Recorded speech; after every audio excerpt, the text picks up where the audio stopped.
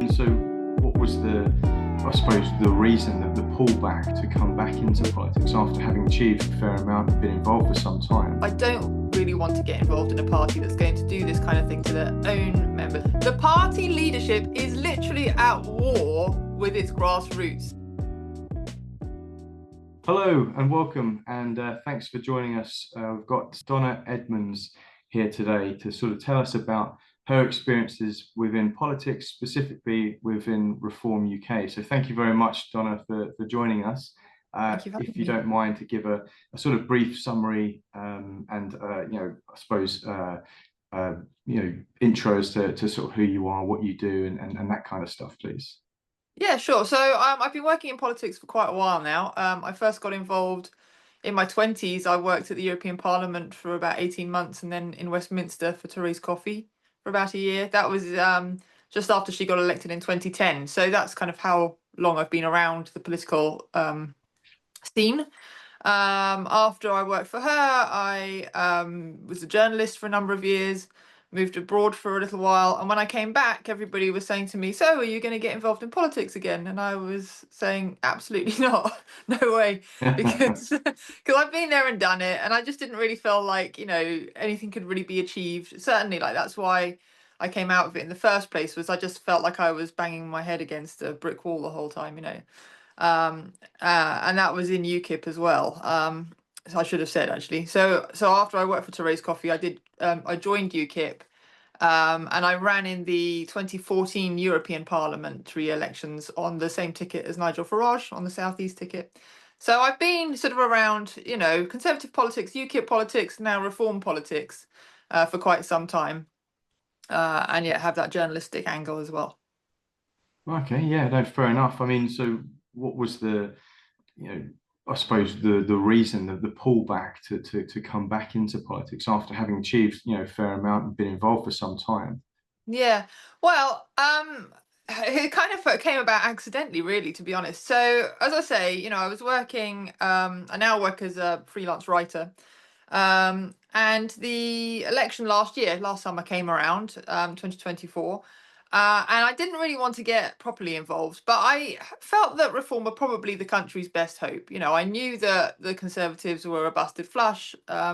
Labour are obviously awful and were always going to be awful. And I thought, well, we do need a decent party on the right that can actually hold, the left to account properly and can deliver the change that the country needs. And reform seemed like the most likely contender. So I sent my local branch an email, and it just actually said, if you're short of candidates, I'm happy to be a paper candidate. I've got lots of experience. If you want to stick my name down, just so that you have a candidate running, then that's absolutely fine. They wrote back and said, well, we don't need any candidates. Thank you very much. And I said, well, do you want to send some leaflets to my house? I'm happy to go out and do some leafleting for you. And they actually said no to that as well. They were like, no, thanks. We've got postal leaflets going out. And I was like, oh, okay. Seems a Oh bit odd, wow. but yeah. So, and then I just didn't think about it at all after that, because I thought I don't really, as I'm sure we'll get into, I had been around UKIP. I knew the problems with that party. I did not really trust Nigel Farage as a leader. And I didn't really want to get into party politics again. Having said that, obviously I offered my services, and so it came around to about December, the party contacted me and said, we know that you're sort of a supporter. I wasn't actually a party member at the time. But they said, we know you're supportive of the party. We need 74 candidates to stand for Shropshire Unitary Council as councillors. Can we put your name down for that? And I said, yeah, sure, I don't mind. So I, threw in my £25 into the membership pot and sent off my forms to be vetted. To be honest, thinking that they wouldn't get passed, because one of the problems that I had the first time around with UKIP was that I ended up in the papers, in a sort of scandal type story, which was a typical, the papers twisting words and making me out to be racist, homophobic, bigoted, whatever it was, just because they wanted to give the party a kicking. And one of the reasons that I was wary about joining Reform was that when that happened in UKIP, the party didn't back me. And I'm a very strong believer in loyalty breeds loyalty. If you're good to your people, they'll be good to you. And it worries me, and worried me then, and worries me now, that we see these incidents. There's already been one or two reform candidates, councillors who have been forced to step down for similar things. They've posted something perfectly innocently on Facebook about immigration, about the state of the country, and the other parties have been trying to make trouble for them. Oh, they're a Hitler supporter. Oh, they're this. Oh, they're that. And it's obviously nonsense. But instead of the party stepping in and saying, well, it's obviously nonsense and we're not going to let you play those games with our people, they just drop them, right? Which is very damaging, because apart from anything else, it makes you look like you really do have a whole load of racist bigots in your ranks, which we don't, so the party doesn't. So as I say, so I wasn't expecting to pass the vetting, but I did. So moved forward with the candidacy, had my papers ready to go to be delivered to the council to stand as a councillor, and the whole Rupert scandal blew up. And so this was in March, and I said to my branch chair, I've seen all of this before. This is exactly what I was worried about. I don't really want to get involved in a party that's going to do this kind of thing to their own members. And I'll be honest, I mean, Rupert for me was the figure who most gave me hope in the party. When I joined the party and sort of went to my first meeting, for me it was very much like, I'm here because Rupert's doing amazing stuff in Parliament, and I want the party to have more people like that. It wasn't Nigel. Let's put it that way. So when the whole Rupert thing blew up in March, I said to my branch chair, I was like, I just don't want to be involved in this, and he said, well, we don't really have that many other people. And I think two others also dropped out at the same time. He said, I'm already having to find replacements for them. Don't make me find another. Please, can I just put your papers in? So I said, okay, but you should know, I'm not happy about any of this. And I'm not wildly supportive of Nigel and the leadership, So he was like, yeah, okay, whatever, fine, but let me just file your papers. So they went in. And actually it happened twice, because a couple of weeks later they then did that press conference where they were announcing, this is so and so. Yesterday he was a Tory leader of his council, and today he's Reform, and this is so and so, and she's a Lib Dem. And I was like, well, what's the point? Like, if this guy is a Tory leader of his council, clearly he hasn't reformed his council in any meaningful way. Why do we want him? Like, what's the big gain for reform in that scenario? And I had the same, argument. I said, I'm done. Like, I want out. And it was very much like, please, reconsider. We need you. So I was at this point, Donna. Sorry, just to Yeah. be clear to the listeners, you hadn't really hidden, I suppose, your sort of dislike of the leadership within Reform. You'd been, you quite had honest. posted. One of the things I think that Reform were boasting about at the time was an extensive vetting process, and how they were going to field a candidate everywhere, implying that they obviously had a big bank of people that had put themselves forward. Now, you wasn't even a member, right? Right. And they were obviously phoning you up, asking you, and quite clearly very much encouraging you. Do you think perhaps maybe that they was aware that, and you've made your position very clear about what you thought of Nigel, obviously having been in politics for some time, having worked with him previously, on the campaign to be an MEP and everything else. So they must have been fully aware of who you was and your views towards the leadership. Nigel knows who I am. So they were so short of candidates that they said to me, can you find anyone else? And I live with my mother for various reasons, and I said to her, do you want to stand? And she was like, yeah, okay. So she went along to, they had like a sort of meet and greet and a, photo op with Nigel during the campaign, and she went along to that and had her photo taken. And while she was there, she said, oh, I think you know my daughter, Donna. And he went, oh yeah, I know Donna, all right. I'm glad she's not here today, kind of thing. So so he knows who I am. He knows I don't like him. The other reason I know is because, so again, during the whole Rupert blowout in March, I was furiously tweeting or Xing or whatever we're calling it nowadays, Nigel has to go. this was inevitable. He always does this. He has a massive ego. He can't stand the competition. You know, as soon as Elon said that Rupert was a potential replacement, Rupert's goose was cooked, you know. So, and I was like banging it for like 3 or 4 days straight on Twitter or X. You know, he has to go. He has to step down. We need new leadership if this party is going to be successful. Now, one of the people who's a candidate locally works with headquarters, and he's in and out of HQ all the time. And so he came up to me and he said, "Your tweets have been causing a bit of a stir in HQ." And I said, "Oh, have they?" And I went, "Yeah, they wanted to get rid of you, but Nigel won't let them. Isn't that good?" And I thought, what is he up to? So, and lo and behold, literally a week later, the Telegraph sent me an email. "Hello, we're running a story on your tweets. Would you like to give a response?" Which I did not.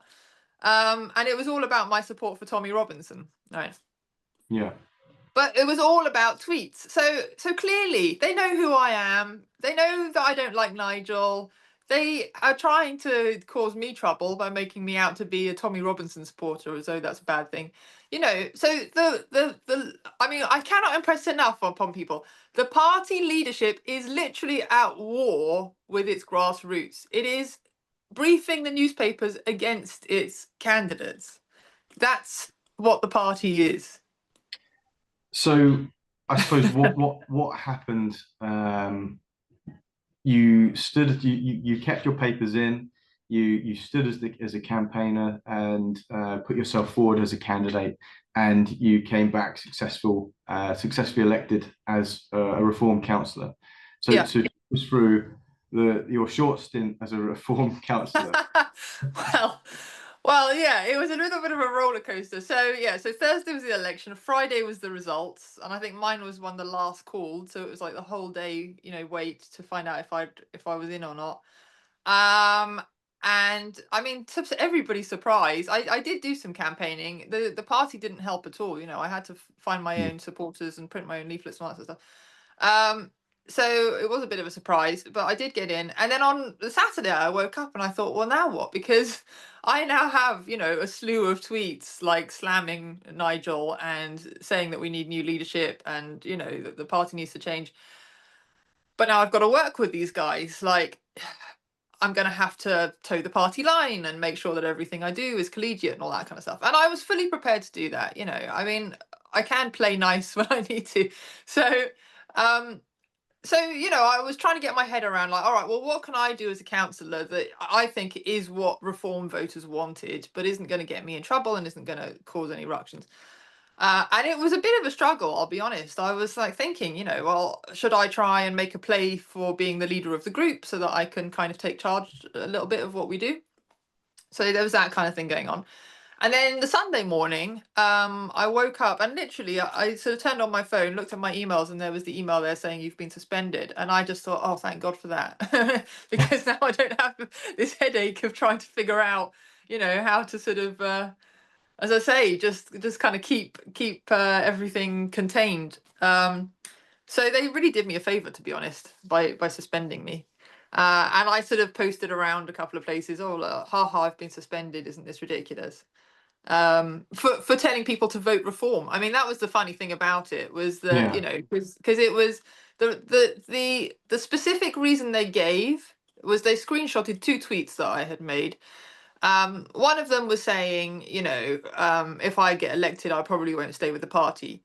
And the other was in reply to Rupert Lowe, who had been telling people, don't vote Reform on Thursday. And I said, that's a ridiculous thing to say. Like, you don't want councils full of Tories and Labour people, which is what you'll get if people don't vote Reform. You know, what Rupert and Ben needed was councils full of people who are aligned with Rupert and Ben, so that the opportunity would be there to either defect or put pressure on Reform to change its policies or whatever it was. You know, you'd have people in the game essentially that you could use. Yeah, I agree. I think that there was, you know, maybe that wording from them was not quite right. I think that you're right in the sense that, especially within the grassroots, my experience has been that, you know, especially I suppose around the time of the general election, was that it was a movement. It was people that believed in something. Yeah. It had a purpose, and everyone was aligned to that. Obviously, now how things are, that still remains, I think, within the grassroots, because for a lot of people, they're desperate to see that change. They don't feel represented, Mm. and they're now starting to be a lot of frustration within the grassroots, because obviously now you know, they're energized. You know, they want to get out. They want to knock on doors. They want to be Absolutely. involved. They're invested in it now, but the party's vacating that movement that energized them. So yeah, I think that it would be right to say that you want people that are tied to that movement to Hmm. either drag reform in that direction, Hmm. or if reform keeps failing them, keeps moving away from them, then they'll be politically homeless as candidates. Will then have to go somewhere and do something about that. Right. Right, and that's Um, it. And I think what the reform leadership have failed to understand for some reason is that it's not that people are so loyal to the reform banner. There are some people who are kind of Farage cultists who just love Farage and everything he does. Like, that's certainly true. But for the most people, it's not that they're particularly involved in the teal. It's that they just want change in the country, and they don't really care where it comes from. I mean, some yeah, of them would be quite happy to go back to the Tories if the Tories actually did something useful. So yeah. yeah, I think it's all to play for by everyone at this stage. And I was Well, just it's saying, certainly, yeah, do that. certainly a Yeah, very interesting time, yeah, to sort of watch everything unfold. And I think you're right. I think that there's a number of different contributing factors, I think, that have come into play. A big part of it is that people really want to give the establishment a kicking, and absolutely. they're not Yeah, going to be able to do that once reform is now wanting to become part of the establishment. Um, absolutely. yeah, so very interesting. I mean, what would you say, I suppose, talking, generally on grassroots and the members, how much control do you think that they have within the sort of reform as a movement itself? I mean, very little. I'll be really honest with you, because I didn't really want to get that involved with the party. I have not been that involved in the party machinery, as it were.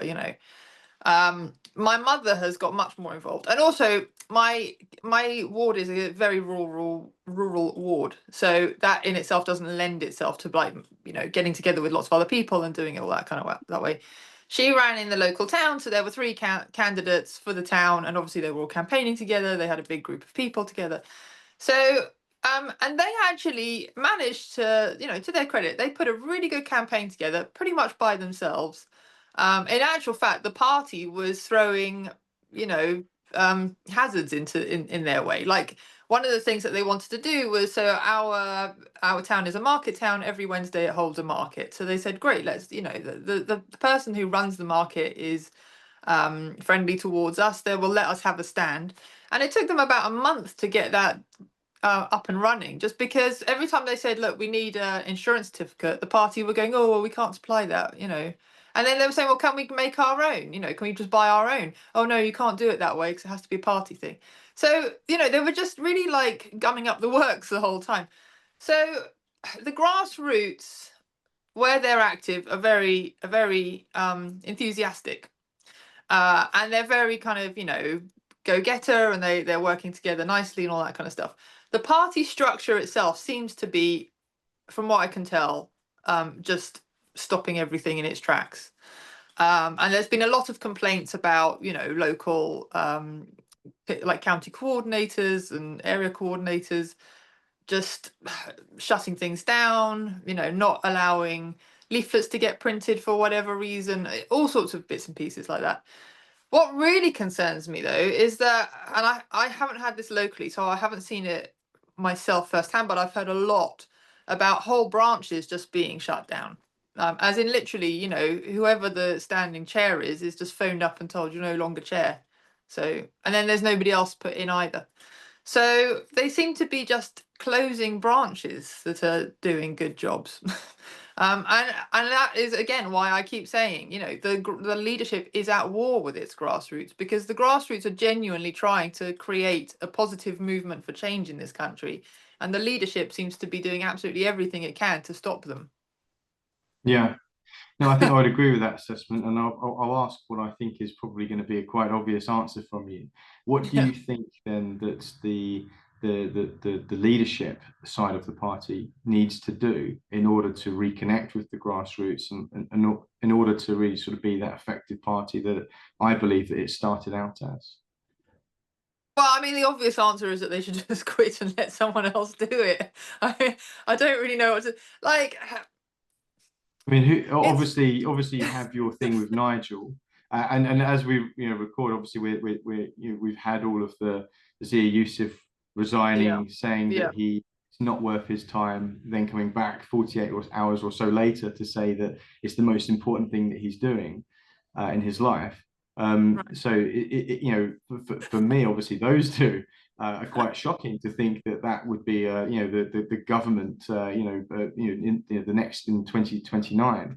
So other than I suppose the quite inconsistencies there, with those two individuals, because I would say that they need to absolutely leave.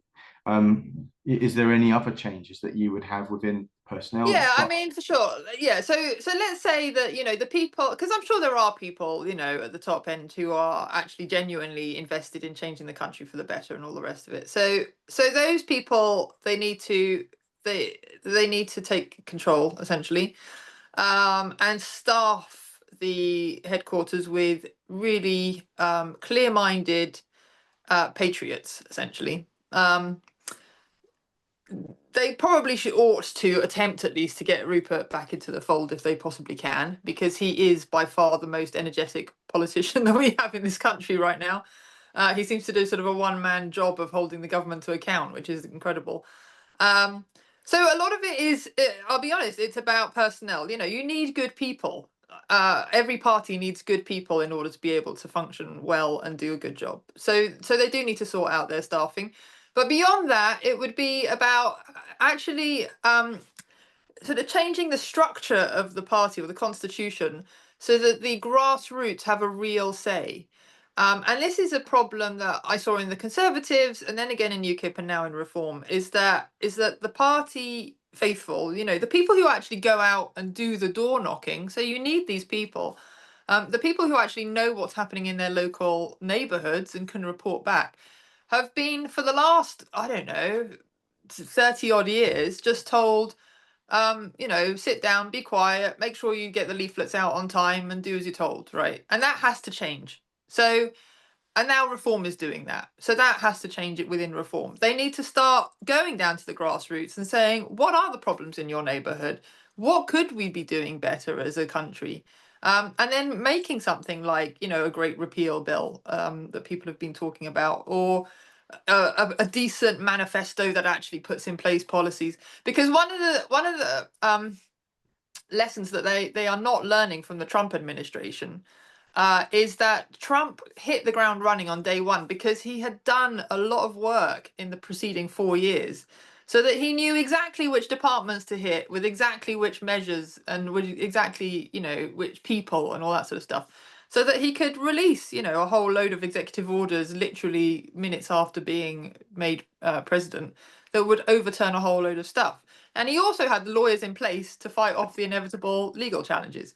So if the party is really serious about coming in 2029 and changing the country for the better in the way that needs to happen, because we are in a crisis state here in the UK, it needs to be doing all of that work, and I haven't seen any evidence of it so far at all. So that in itself tells me that they the people at the top are really only in it because they just want to be Tory 2.0. They just want the accolades and the fancy dinners and the nice cars and all the rest of it. But there's more to running a country than fancy dinners. So they need to actually step up and do the job. Absolutely, and very very sensible, and hopefully people start taking note of that. I completely agree. Couldn't have said it better.